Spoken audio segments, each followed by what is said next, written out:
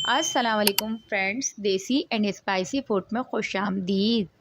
आज हम लाए हैं बहुत ही मज़ेदार सी रेसिपी, क्योंकि आज हम बना रहे हैं हर दिल अज़ीज़ मसर दाल चावल, जो बहुत ही मज़ेदार बनाने लगे हैं और बहुत ही यूनिक सी रेसिपी मैं आपको देने लगी हूँ इस दाल चावल की, क्योंकि बहुत मज़े के बनते हैं। और अगर एक दफ़ा आपने इस रेसिपी से बना ली दाल, तो फिर आप हमेशा इसी रेसिपी से बनाया करेंगे। तो बस आज की रेसिपी है बहुत ही मज़ेदार, बहुत ही ज़बरदस्त सी। तो वीडियो को आपने लाजमी एंड तक देखना है, बिल्कुल भी स्किप नहीं करना है। और वीडियो पसंद आएगी तो हमेशा की तरह करना कुछ नहीं है, लाइक ज़रूर करना है। तो चलें स्टार्ट करते हैं। तो 1 कप के करीब मैंने ली थी साबुत मसर की दाल, जिसको मलका मसूर की दाल भी कहते हैं, और अच्छी तरीके से वॉश करा था। और वॉश करने के बाद हमने इसके अंदर पानी शामिल कर दिया था और कुछ स्पाइसेस हम इसमें ऐड करेंगे। 1 टीस्पून रेड चिली पाउडर, साथ ही मैंने इसमें शामिल की थी 1 टीस्पून हल्दी पाउडर, और साथ ही मैंने इसमें शामिल की थी 1 टीस्पून कश्मीरी लाल मिर्च, और नमक शामिल करेंगे हम 1 टीस्पून।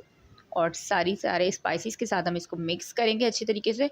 और बस इसको हमने जब तक पकाना है जब तक कि ये अच्छे से गल नहीं जाती। और साथ ही मैंने इसमें अदरक लहसुन का पेस्ट भी शामिल कर दिया था। तो जब दाल पे खोल आने लगेगा तो हम इसको बिल्कुल स्लो फ्लेम पर पकाएंगे, और जब तक हमने इसको पकाना है जब तक कि ये अच्छे से गल नहीं जाती।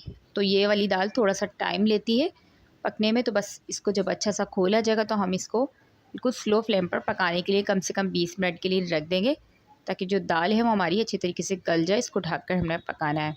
तो बस 20 मिनट के अंदर अंदर मेरी ये जो दाल थी वो गल चुकी थी, गल के रेडी हो चुकी थी। तो आप यहाँ देख सकते हैं ज़बरदस्ती हमारी दाल गल चुकी थी। और यहाँ पर अब हम इसको चमचे की मदद से बहुत अच्छी तरीके से घोटेंगे।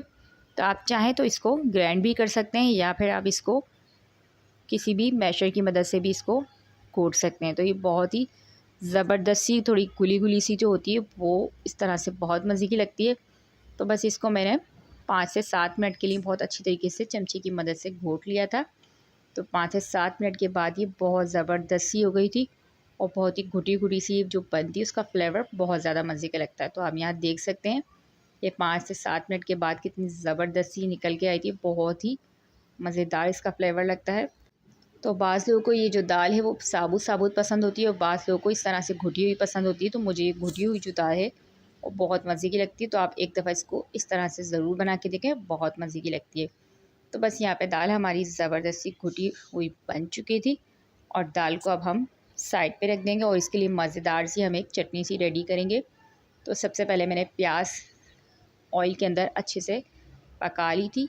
तो बस 1 से 1.5 मिनट के लिए मैंने प्याज को हल्का सा सॉफ्ट होने तक पकाया था। तो जब तक यहाँ हमारी प्याज अच्छी सी सॉफ्ट हो रही है, अगर आपने चैनल को सब्सक्राइब नहीं किया तो जल्दी से जाके चैनल को सब्सक्राइब कर दें।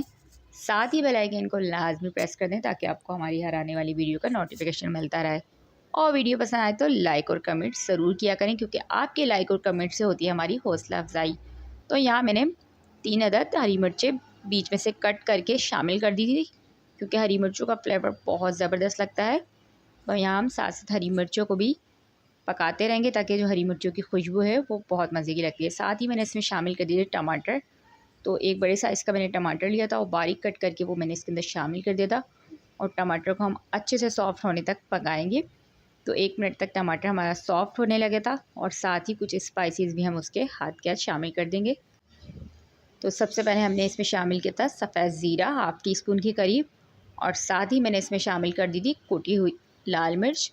तो मिर्चें आप अपने टेस्ट के हिसाब से कम ज़्यादा कर सकते हैं, क्योंकि मिर्चें हमने दाल के अंदर भी शामिल की हैं। तो उस हिसाब से आप, अगर आप स्पाइसेस कम खाते हैं तो आप इसको स्किप भी कर सकते हैं। तो यहाँ चटनी हमारी ज़बरदस्ती बन के रेडी हो गई थी। तो अब हम दाल के अंदर शामिल कर देंगे, और दाल के अंदर शामिल करने के बाद इसको अच्छी तरीके से हम मिक्स करेंगे। और दाल को दोबारा हम बिल्कुल स्लो फ्लेम पर रख देंगे, ताकि वो इस चटनी के साथ और मज़ीद पक के बहुत ही मज़ेदार लगती है। तो आप दाल का कलर चेक कर सकते हैं कितना ज़बरदस्त सा हो गया है, और बहुत ही फ्लेवरफुल ये बनती है हमारी दाल। तो अच्छी तरीके से इसको मिक्स करना है हमने, और बिल्कुल स्लो फ्लेम पर अब इसको पकाना है। साथ ही मैंने इसके अंदर शामिल कर दिया था 1 टीस्पून चिकन पाउडर। तो आपको पसंद हो तो आप शामिल करें, वरना आप स्किप भी कर सकते हैं। हाफ़ टी स्पून मैंने इस पर गरम मसाला शामिल किया था। और अब मैं इसमें शामिल कर रही हूँ मिक्स अचार। तो आप कोई भी अचार इसके अंदर शामिल कर सकते हैं, तो इससे बहुत ज़बरदस्त फ्लेवर आता है। तो लास्ट में हमने अचार को लाजमी शामिल करना है। 1 चमचे के करीब हमने इसमें अचार शामिल किया था कैरी वाला, और अच्छे से मिक्स कर दिया था इसको। और मिक्स करने के बाद हम इसको स्लो फ्लेम पर पकाएंगे 2 से 3 मिनट के लिए, ताकि जो हमारे अचार और जो हमारे मसाले हैं वो अच्छी तरीके से दाल के साथ पक जाए। तो बस यहाँ 2 मिनट तक हमने दाल को अच्छे से पकाया था और बहुत ही मज़ेदार सी हमारी ये दाल बनके रेडी होती है। इसका फ्लेवर बहुत मज़े का होता है। और लास्ट में मैंने थोड़ी सी इसमें पुदीने की पत्तियाँ भी शामिल की थी, फ्रेश पुदीने की पत्तियाँ। और बस मिक्स करेंगे इसको। और साथ ही मैंने इसके साथ बनाए थे बॉइल्ड राइस। तो आप इसको बॉइल्ड राइस के साथ खाएँ या फ्राइड राइस के साथ खाएँ, आप इसको ज़ीरा राइस के साथ खाएँ, बहुत ही मज़े के लगते हैं ये। तो बस यहाँ झटपट से हम इसको सर्व करेंगे। और साथ ही मैंने इसके बनाए थे मज़ेदार से क्रिस्पी आलू प्याज के पकोड़े। तो अगर आपको भी पकोड़े पसंद है तो आप लाजमी इसको ट्राई कीजिएगा। तो यहाँ हमारे मज़ेदार से दाल चावल और पकोड़े बनके रेडी हो चुके थे। तो मैंने चावलों के साथ दाल को सर्व किया था और साथ में ही आलू प्याज के पकोड़े भी सर्व किए थे। बहुत ही मज़ेदार हमारा ये डिनर, और या आप इसको लंच में भी बना सकते हैं। तो ये लंच में हमारा ज़बरदस्त सा रेडी हो चुका था, जो खाने में बहुत ही मज़ेदार लगता है। तो आप इसको लाजमी ट्राई करें और इस तरीके से आप कभी बनाएं, और तो बहुत ही मज़े की हमारा ये बन के रेडी होता है। तो इंशाल्लाह मिलती हूँ मैं आपसे एक और मज़ेदार सी रेसिपी के साथ। तो जब तक के लिए अल्लाह ने के बाद।